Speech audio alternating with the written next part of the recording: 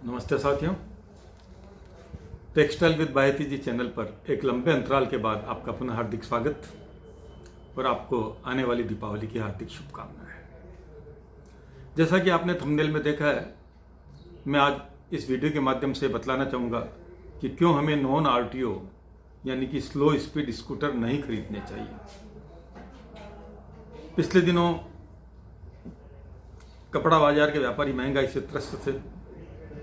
Yarn के भाव में तेजी की वजह से कपड़ा बाजार में अप्रत्याशित तेजी आ गई थी, मगर पिछले कुछ दिनों से यार्न के मार्केट में स्थिरता आई है, जिसके चलते कपड़े के भाव में उतार हुआ है और कपड़ा व्यापारियों में, कपड़ा बाजार में एक नए आत्मविश्वास का पुनः जन्म हुआ है। साथियों, सामान्यतः दीपावली या त्योहारों के अवसरों पर हम घर में कुछ न कुछ नया लाना चाहते हैं।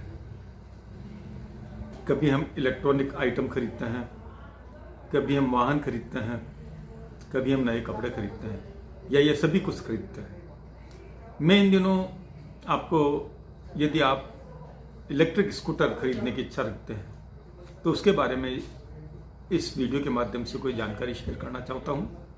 आशा है आपको ये वीडियो पसंद आएगा और यदि ये वीडियो आपको पसंद आता है तो कृपया मेरे चैनल को सब्सक्राइब करें और वीडियो को लाइक करें। आज बात करेंगे हम लो स्पीड स्कूटर्स की। लो स्पीड स्कूटर पर किसी तरह की कोई आरटीओ की प्लेट नहीं लगती है, यानी कि नंबर प्लेट के बिना ये स्कूटर होते हैं और आरटीओ से इनको सड़क पर लाने के लिए किसी तरह की इजाज़त की आवश्यकता नहीं होती है। जबकि आप जानते हैं कि सड़क पर यदि वाहन हमें लाना है तो उसके लिए हमें आरटीओ में रजिस्ट्रेशन करवाना जरूरी होता है। अब मैं आपको बतलाऊंगा कि लो स्पीड स्कूटर्स के रजिस्ट्रेशन की आवश्यकता क्यों नहीं होती है, क्यों आरटीओ से इसकी परमिशन लेने की आवश्यकता नहीं होती है और क्यों इसे नॉन आरटीओ अप्रूव्ड मॉडल कहा जाता है। साथियों, सरकार का एक नियम है कि कोई भी ऐसा वाहन जो 25 किलोमीटर प्रति घंटे की रफ्तार से कम चलता है, कृपया ध्यान दें, 25 किलोमीटर प्रति घंटे की रफ्तार से कम, यानी 25 किलोमीटर नहीं चलना चाहिए, 25 से कम होना चाहिए। नंबर 2, उसका 60 किलो से अधिक बैटरी के अतिरिक्त वजन नहीं होना चाहिए। ऐसी स्थिति में ये नॉन आरटीओ मॉडल कहलाता है, लो स्पीड मॉडल कहलाता है और इन दिनों ऐसे स्कूटर्स के बहुत अधिक बाजार में क्रेज भी है, कारण कि ये सस्ता पड़ता है। आज मैं आपको इस वीडियो के माध्यम से डिसएडवांटेज बतलाऊंगा लो स्पीड स्कूटर का। सबसे पहला डिसएडवांटेज, सरकार इन स्कूटर्स पर किसी तरह की कोई सब्सिडी नहीं देती है। नंबर 2, यदि आप इस पर किसी तरह का वित्तीय फाइनेंस करवाना चाहते हैं या किस्तों में इसे खरीदना चाहते हैं तो कोई भी वित्तीय संस्था इन स्कूटर्स पर लोन नहीं देती है।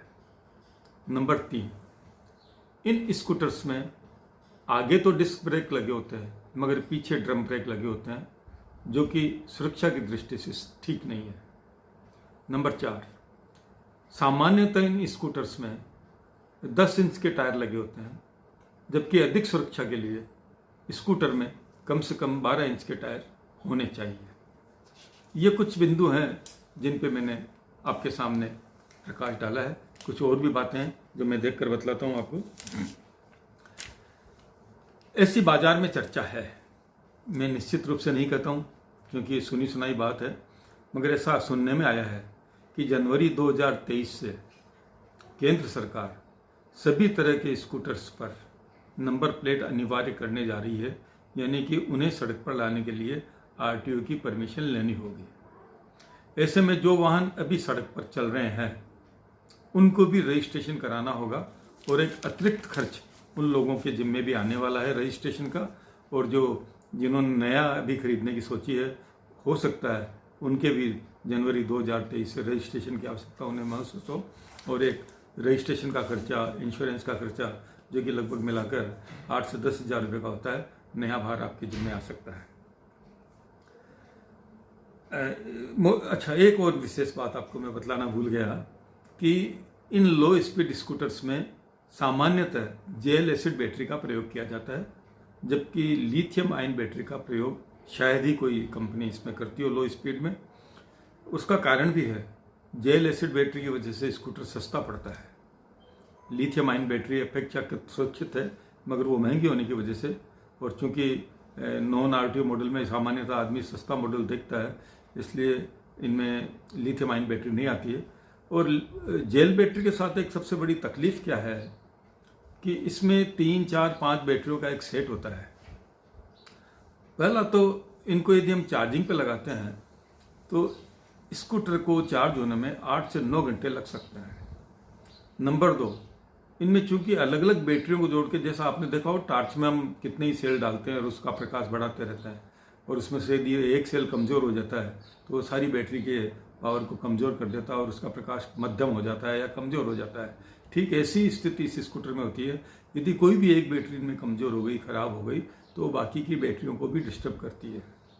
तो यही भी एक बहुत बड़ा माइनस पॉइंट है कि चार्जिंग में समय ज़्यादा लगता है, और अलग अलग बैटरियाँ होने की वजह से वो अलग अलग तरीके से काम करती है, जिससे हमें कभी भी अतिरिक्त खर्चा इन बैटरियों को लेकर आ सकता है। इन सभी बातों को मैंने अपनी समझ के हिसाब से आपको शेयर करने की कोशिश की है। कृपया, जैसा कि मैंने पूर्व में कहा, यदि आपको ये वीडियो पसंद आता है तो कृपया मेरे वीडियो को लाइक करें, चैनल को सब्सक्राइब करें। इसी तरह की और वीडियो यदि आपको चाहिए तो कृपया कमेंट बॉक्स में मुझे बताएं।